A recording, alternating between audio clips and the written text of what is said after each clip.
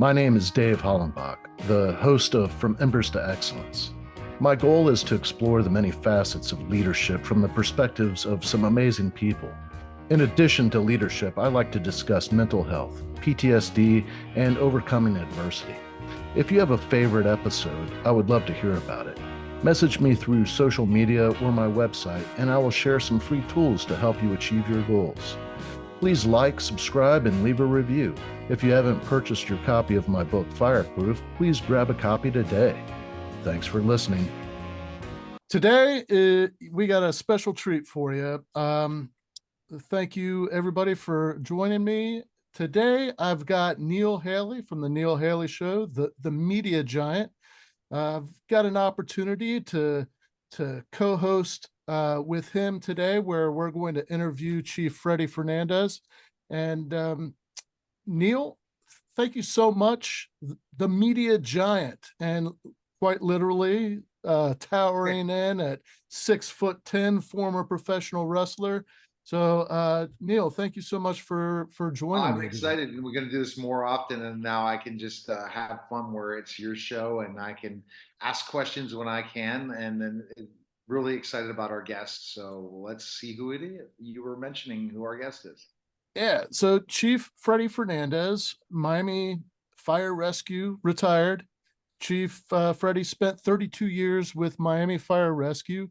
He held every civil service rank, spending his last 5 years as the deputy fire chief. Chief Freddie's extensive teaching experience includes training firefighters, police officers, and corrections officers. Since 1999, Chief Freddie has specialized in test preparation courses for entry and promotional level public safety candidates. He's facilitated, prepared, and assessed hundreds of examinations, conducting seminars and private training sessions for all ranks. It is this extensive background that his new book is informed by.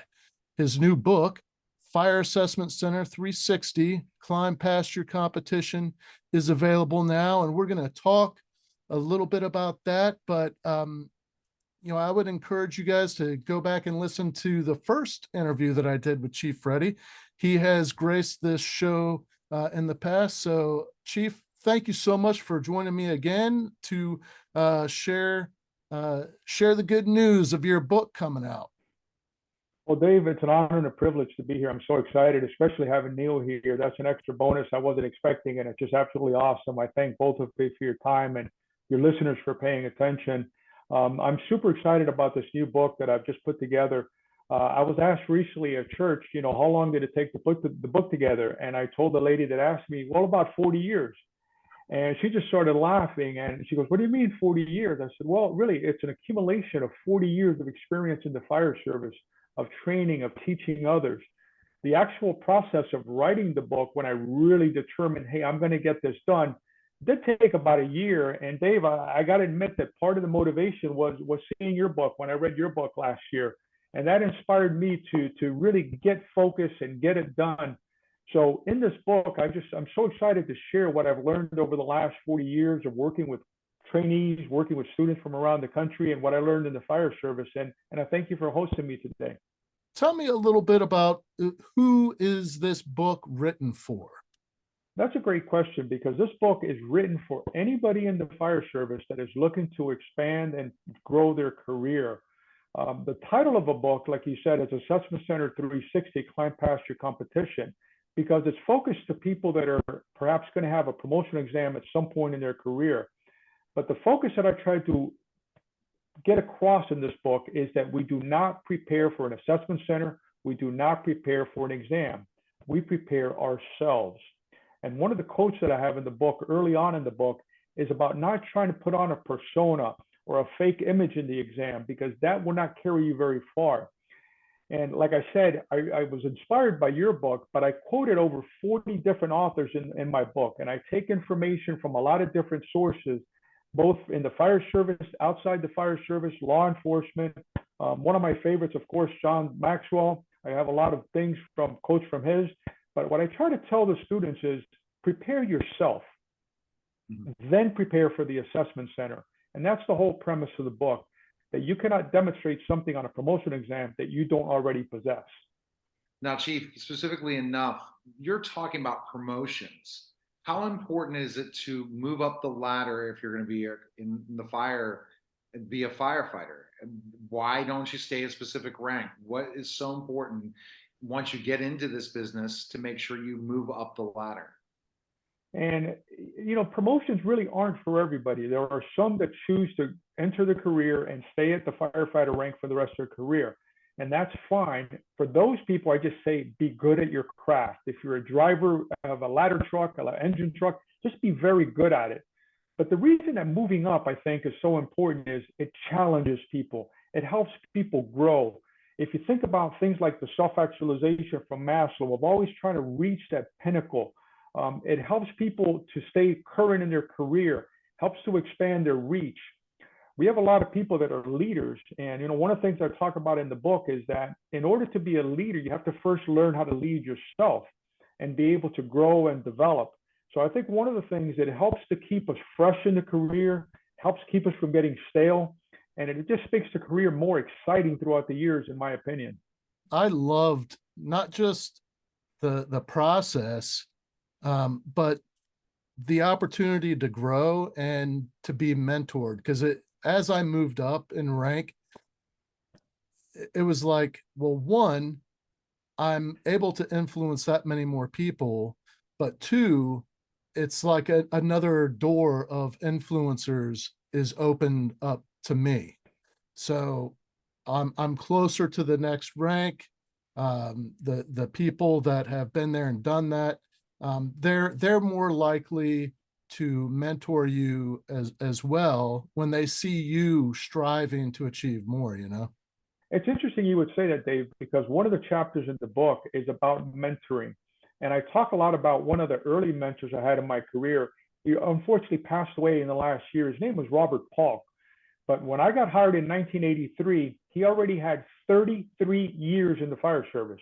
He had been a union president, he had been a civil service board president, and he rode one of the busiest medic units in our department. But you would think that every patient was his mom. He treated every patient the way you would want to be treated. I also talk about other mentoring relationships that I had, and I specifically talk a lot about my fire chief, Maurice Kemp.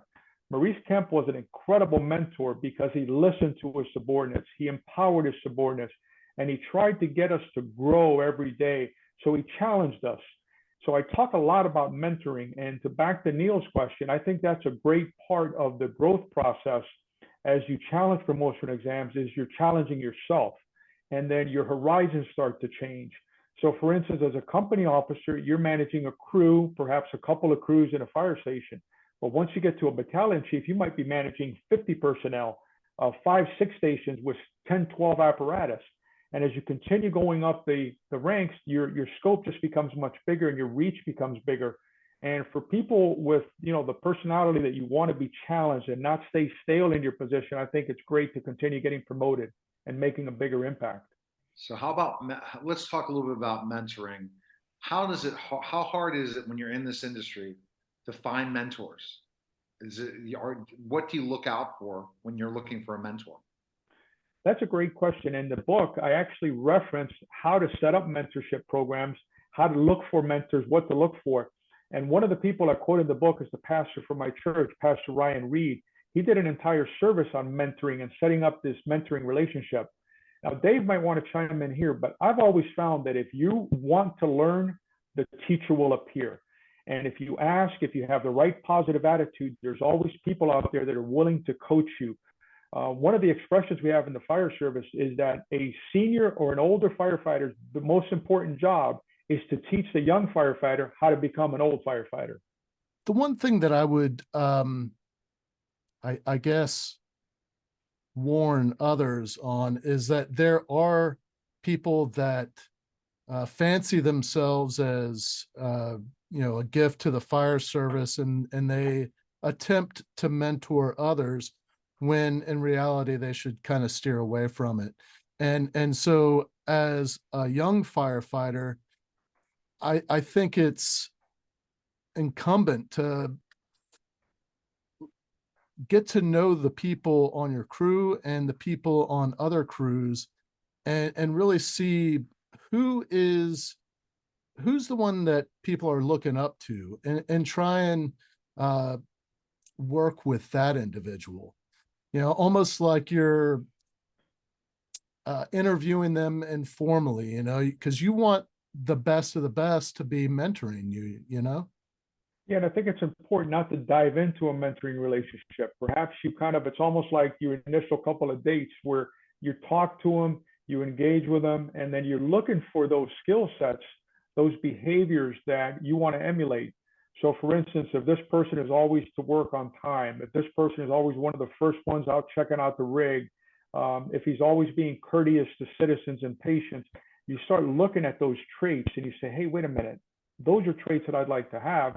And then you just start the conversation, because obviously it's a two-way street. That mentor has to have time, effort, energy to work with the mentee. How much do they reward people in the fire department if they are mentoring, or like That's a reviews, different things like that? See them as a value part of the organization because they're putting the extra time in that they don't really have to. That's always been one of the pet peeves, and I almost started chuckling when you asked the question, because it rankles me and it irks me. I don't know of a lot of departments that have a formal program of mentoring or a reward-based program where there's an incentive or some sort of pay or benefit for mentoring.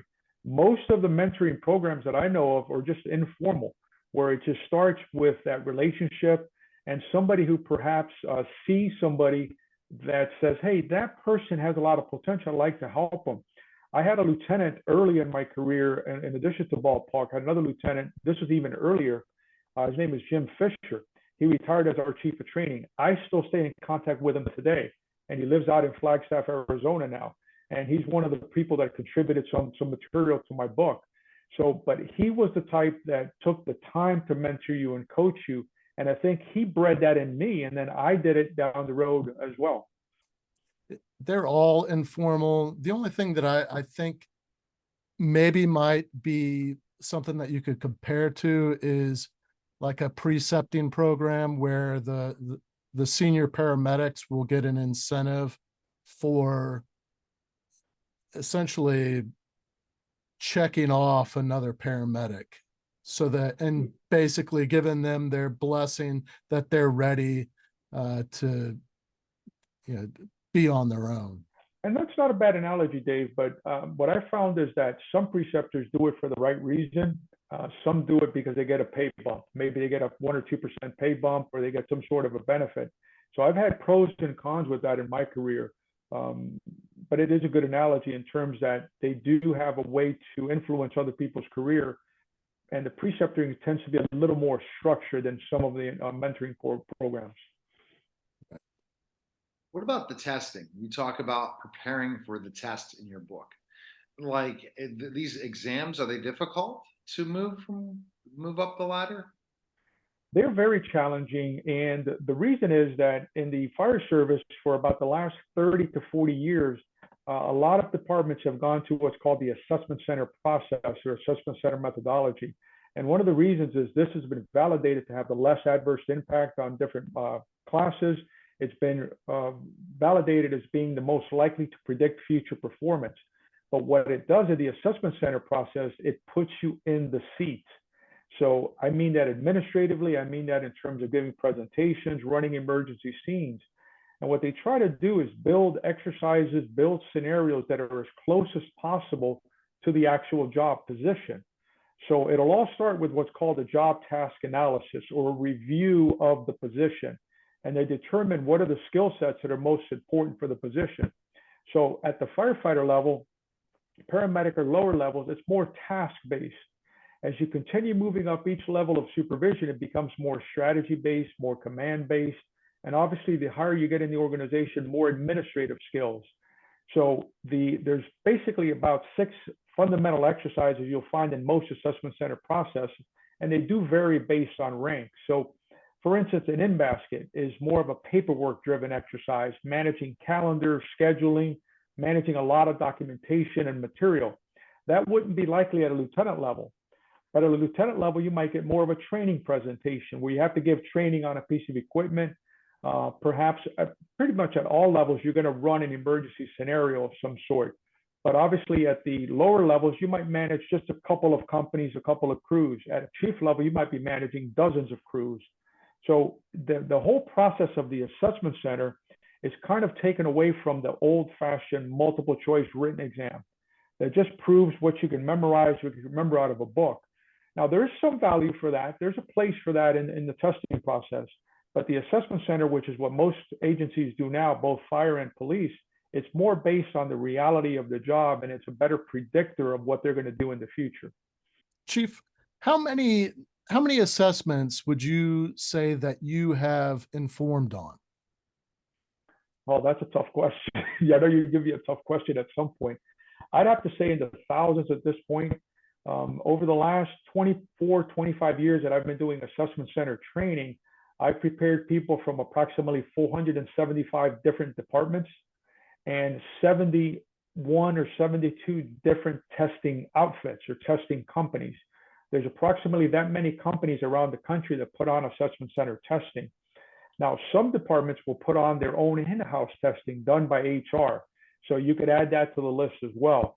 So if you take those 475 plus departments, you can figure that a lot of those I've prepared people for lieutenant, captain, or chief. A lot of other processes I've prepared people for fire chief position as well. So it's got to be in the thousands by this point. Would you say that your book is a pretty good distillation of, how you would prep somebody? 100%. And that's what I tried to do in the book, is to give a lot of different examples. So some testing companies, for instance, in emergency operations, they'll do a radio-based test where it's all radio communication simulated. That's what we call a dynamic example. Some companies will do a static test where they give you information, but there's no feedback, there's no interaction. Some will ask you questions. Some will have a combination of these. So in the book, I tried to describe all of these systems. And I asked my students as they're reading the book to determine what their testing vendor, who their testing vendor is, what their process is. And then in the book, I demo how to work through each one of those systems. But the big thing that I emphasize, I think, in a lot of the chapters in the book, but especially in the tactical and emergency ops one, is if it's not said, it's not scored. So a lot of firefighters will imply things or assume, and we know what happens when you assume, that certain knowledge that they have is implied that something would be done. So I got to get them to overcome that hurdle and be able to explain everything that's happening on the scene in detail, because the rater cannot score you if you don't say you did it. They cannot give you the benefit of the doubt on any of your actions. Wow. And I think that you look at things so much with the experience to really figure it out, more practical than a lot of these exam preparation books or things that really don't lay it out through experience, right? And they're just hoping, hey, I can memorize this stuff or look at this stuff up. But you're going to give really perspective in this book regarding this exam. Well, you touched a very important point right there, Neil. I have a chapter on interpersonal counseling, subordinate counseling, where you're working with a troubled employee. Now, this chapter is dedicated to a former firefighter that I used to work with. His name is Luis Edward Perez. We called him Louis Perez. His family called him Eddie from his middle name. Now, I worked with Eddie Lewis for many years, and we had a great relationship. Eventually, I moved up in the administration, and we still maintained our relationship. He would come by the chief's office periodically, stick his head in the door. Chief, how you doing? And we would always chat. But towards the end of my career, he wasn't doing well. He was having some personal challenges. He was really struggling. So towards the end, he came to my office on my very last day. We had a big group of people. We took a bunch of pictures. We actually went for a ride on his engine. About a week later, I had a party, a retirement party. It was disco-based theme, had everybody dressed up like if it was a disco night, and he didn't show up at the party. A couple of days later, he calls me to apologize for not showing up. We continued chatting, and I never forget this. We took 23 minutes on the phone, and we were reminiscing and talking about things. And I asked him, how are you doing? And he was giving me a lot of one-word answers, short answers. And I kept emphasizing, hey, if you need help, reach out. We have a lot of resources, get help. Well, 3 days later, he took his own life. And I dedicated that entire chapter to his memory, because in the fire service, unfortunately, we have a lot of suicides. we have more suicides than we have line of duty deaths every year. And a lot of that is from post-traumatic stress. It's from dealing with a lot of the emergencies and the traumas and the things that we see, the lack of sleep. So I tried to emphasize that in that chapter, Neil, and you brought up a great point there, that I want everything in this book to be applied every single day of your career. This is not something that you're going to work on for the test and then put the book in a drawer, pick it up 3 years from now for the next rank. My goal was that everything in this book is applied on a daily basis. And I know in Dave's book, he talks with great candor, great humility about some of these topics of PTSD. And that's one of the things that also motivated me to really put that emphasis on that chapter, that most firefighters love the emergency operations. They want that adrenaline rush, go to an emergency scene, make a rescue. But in reality, that's a small percentage of our day. The largest percentage of our day is with the other firefighters in the firehouse, breaking bread, training, drilling, going to schools and training, hydrant maintenance, all the things that we do together. And I think that skill set is sometimes lost because it isn't flashy, it isn't fun. But I really wanted to emphasize that in the book. And I think Dave in his book does a very good job of that too. In regard to your book, how many chapters, how many pages, how is it laid out? Is it meant to be read from chapter 1, chapter 2, chapter 3, or is it something that you can reference different parts of the book, depending on what it is that you're working on? Well, it's funny that you would ask that because I know the answers to that. It's 90,000 words. It's 16 chapters. And in essence, it's kind of laid out in 3 sections. I didn't necessarily split it up that way in the table of contents. But the first section, I should say, is more about yourself, overcoming challenges, time management, getting your family involved in the whole process, your mentors. I talk a lot about resources such as websites, books, podcasts, all the resources that are out there to help you learn. The second phase of the book talks a lot about assessment centers. So I introduce what an assessment center is, what the raters are. I show a lot of different rating scales. I talk about a lot of different rating companies, how the companies work. So the second section is more in line of what is an assessment center, what is it that I'm getting into. And then the third section breaks down each of the exercises. So each exercise is explained in a lot of detail, and then there's samples. So I demonstrate how to answer, how to set up worksheets. So in essence, it's broken into 3 sections. First section is more about the person, how to develop, how to get ready for the process. 2 is what's the process? What is this assessment center? And then 3 is the deep dive into each of the exercises. So the way that I see it, a person can get into the book and they could read it from beginning to end, or when they get to that third section, they may say, well, you know what, Freddie talks about an in-basket, but I don't have one. Maybe I'm not going to focus on that one this time, but when I go for Chief, I will. I talk about interviews, for example. So if they don't have an interview, I would say I would consider not looking at that chapter depending on how much time they have available. I'd rather they read it all the way through because I think a lot of things they learn in one individual chapter could bleed over to other chapters and other exercises. But I cover basically the fundamentals of how to run an emergency operation, how to give a presentation, whether it's internal stakeholders or external stakeholders. We talk about subordinate counseling.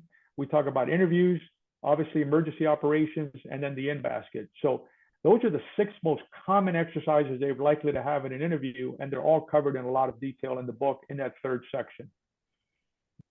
Well, Dave, I am impressed by Chief Freddie's information, aren't you? Again, that's why you had him back on again. Yeah. Well, before we go, Chief, where can people get in touch with you, and where can they purchase your book? Well, the book is going to be available on all the major outlets. The primary outlet where it's going to be available is an outlet called Book Baby, and they have an outlet called the Book Shop. So I'll be providing that information shortly. The book is just in the early stages of being released, but it will be available on Barnes & Noble and all the other websites. It's also going to be available in an ebook form for those people that like using it on a Kindle, some sort of electronic device. I'm old school. I like the book in my hand. I like to be able to circle and highlight and dog-ear pages, but it is available for people that want to do the ebook style as well. Awesome. And then for those that would like to check out your assessment center training, because I know you're still doing that for fire and law enforcement, correct? Yes, sir. I've got two websites. I've got one website is fireassessmentcenterprep.com. And then I've got a sister website called policeassessmentcenterprep.com. And if you know how fire and police people are and the rivalry between them, so on the fire website, all the theme is red. There's a lot of red on there. And then obviously on the law enforcement side, we have a lot of blue. But I enjoy training police officers as well. I enjoy that camaraderie. I have a great time working with them. So it's fireassessmentcenterprep.com or policeassessmentcenterprep.com. And either one of those websites have my phone number, my email, and people are more than welcome to reach out either mechanism. Awesome. Well, thank you so much, Chief, again for joining me a second time, and for actually putting together what I know is going to be an amazing book, Fire Assessment Center 360, Climb Past Your Competition. So check it out. Get your copy as soon as possible.